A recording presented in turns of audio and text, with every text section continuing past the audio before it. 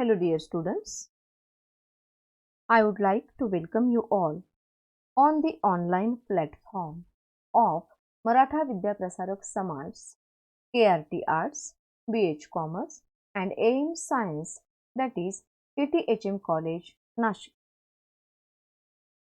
I wish that you all are safe and secure during this COVID-19 pandemic situation. My name is Dr. Bharati Raji Bhosle, working as an assistant professor in the Department of English. Today, in this video lecture, I would like to deal with the poem Leave This Chanting and Singing by Rabindranath Tagore.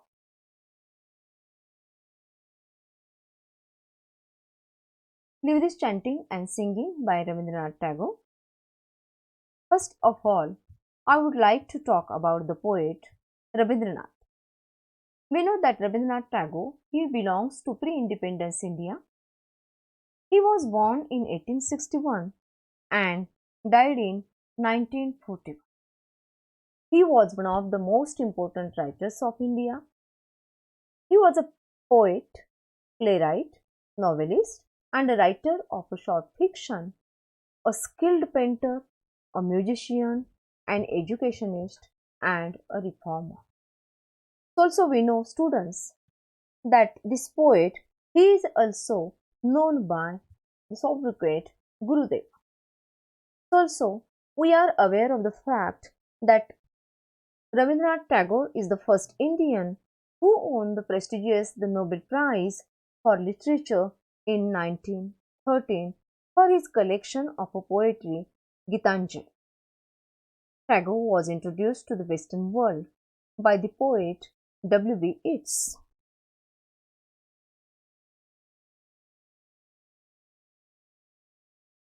Now, I would like to deal or talk about his literary contribution.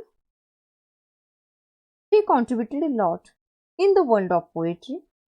He translated his Bengali poems into English as well as he wrote poems in English. His famous poetical works are Manasi, Sonatari and Gitanjali. Actually, he published many poems. There are many collections of his poetry, but Manasi, Sonatari and Gitanjali are very famous collection of poems.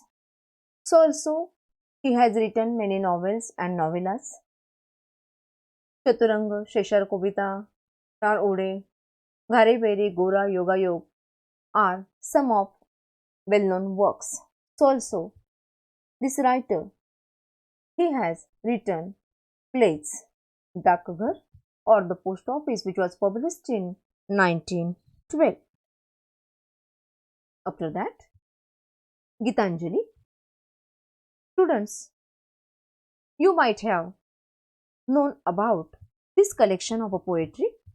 Gitanjali, it is a very famous work by this poet. Actually, Gitanjali, it is published in India in 1910. The poems, after that, Rabindranath Tagore translated all these poems into English and again it is published in 1912. So, among his works, Gitanjali is considered as one of his greatest achievements. It is a sensitive lyrical depiction of a devotion, love and other sacred values. Leave This Chanting and Singing, the poem which we are going to study in this lecture, is the 11th poem in this collection. So also, one notable thing about this collection is that this collection had an introduction by W.B. Yeats. It is published in 1912 and this famous poet, he was awarded the most prestigious Nobel Prize of Literature for this collection in 1913.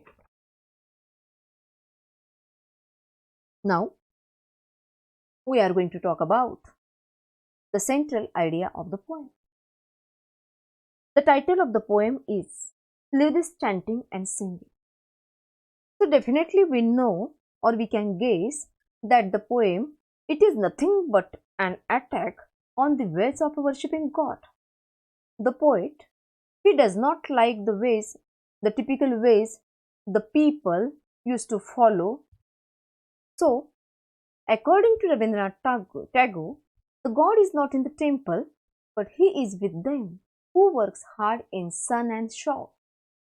Tagore urges the priest to step out of the confines of a conventional ways of praying and look for God among people who work hard by chanting mantras, singing hymns or prayers, counting beads, offering flowers, and lighting incense. One cannot get deliverance, that is moksha. So, through this poem, the poet he wants to highlight this important point that the God is not in the temple, but it is in hard work. So we should not engage ourselves in such types of activities that um, chanting mantras or singing prayers or counting beads, offering flowers and lighting incense. So all these activities are not important according to the poet. Okay. Now I would like to recite this poem. Leave this chanting and singing and telling of beads. Whom dost thou worship in this lonely dark corner of a temple with doors all shut? Open thine eyes and see, thy God is not there, not before thee. He is there, where the tiller is tilling the hard ground, and where the pathmaker is breaking stones. He is with them in sun and shower, and his garment is covered with dust. Put off thy holy mantle, and even like him, come down on the dusty soil. Come out of thy meditations, and leave aside thy flowers and incense. What harm is there if thy clothes become tattered and stained? Meet him and stand by him in toil and in sweat of thy soul. So in this way we know that this poem it is divided into 3 stanzas, and we are aware of the fact that the poet actually he is addressing priest, or we can say the holy people or the people who are engaged in such kinds of activities, they are worshipping God. So the poem is divided into 3 stanzas, and we know that the poet he is again and again asking questions to the devotees. So first of all, I would like to deal with the first stanza of this poem. We know that the poet he addresses to devotees or the priests and tell them that God is not in the temple. We know that they are busy in worshipping God. They are following typical ways of worshipping. But according to Rabindranath Tagore, God is not in the temple. So he tells priest that leave this chanting, singing and telling of beads. Means we know that the priest or the devotees or the people, they are chanting mantras, they are singing or praying God, they are telling beads. So again the poet or the speaker he asks question to priest that whether you are going to meet God by doing all these activities. And so the poet again asks all these people that you are sitting in the temple, you have closed the doors of the temple and you are sitting in the dark corner of a temple, you are worshipping God.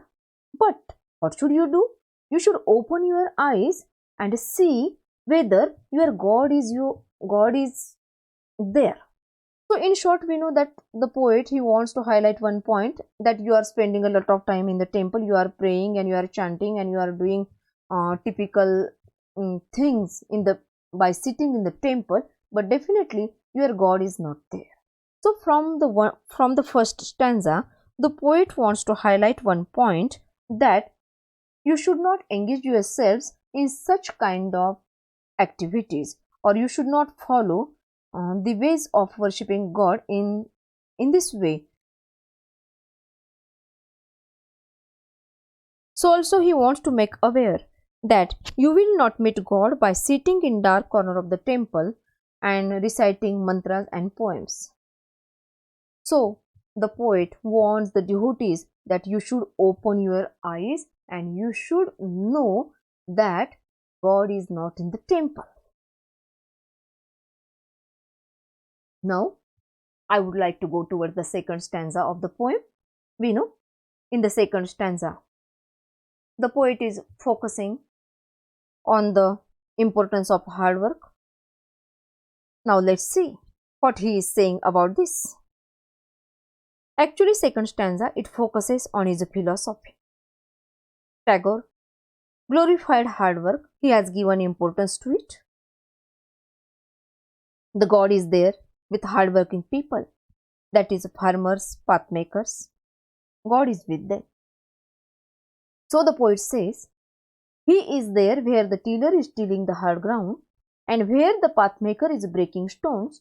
So these lines make it clear that definitely God is with the people who are working very hard. Means tiller means we can say farmer, and he is working very hard in his farm, in his field. So also the person or the path maker, they are also breaking stones. They are also working very hard, and these people they have to work very hard, and God is with them. So again poet says he is with them in sun and in shower. So we know that these people they have to work very hard, no matter it's very raining, it's very hot, whatever may be the season, these people they have to work very hard. So the poet says definitely God is with such people who are working very hard. So again poet says that his garments is covered with dust. So it means that the person or the farmer or the tiller and the we know the path maker who is working very hard, definitely his clothes they are covered with dust. Again poet suggests all these religious people or the people who are engaged in such kinds of activities, he is suggesting them that put off thy holy mantle and even like him come down on the dusty soil. So when the poet tells priest that you should put off your holy garments or clothes and come down for hard work. So according to the poet, these people are spending a lot of time in the temple, they are praying, they are chanting and doing such things. So poet suggests them that you should come in the farm or on the road and work very hard with these people. So the poet suggests them hard work is very important. After that, I would like to go towards the next stanza, third stanza.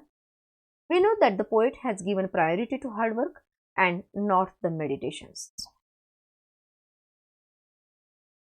We know that by praying God or by engaging in various types of activities, or we know that we follow certain types of ways of worshipping God. Definitely in India we know that there are many religions and there are different types of ways of worshipping God. But the poet he gives priority to hard work, and definitely he does not like that we are engaged in meditations, we are spending good time in all these things, but he gives priority to hard work. So what does he say in the last stanza?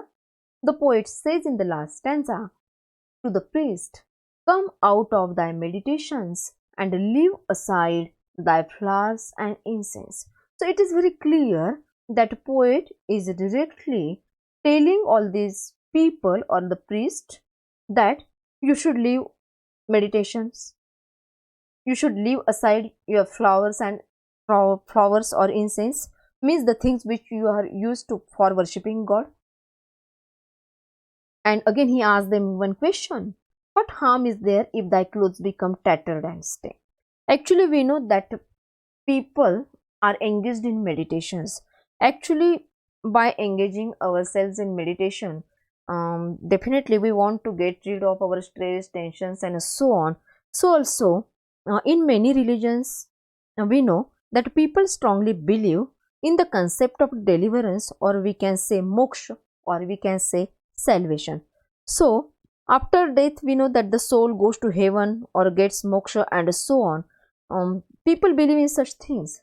But the last stanza makes it very clear that all these rituals are not necessary.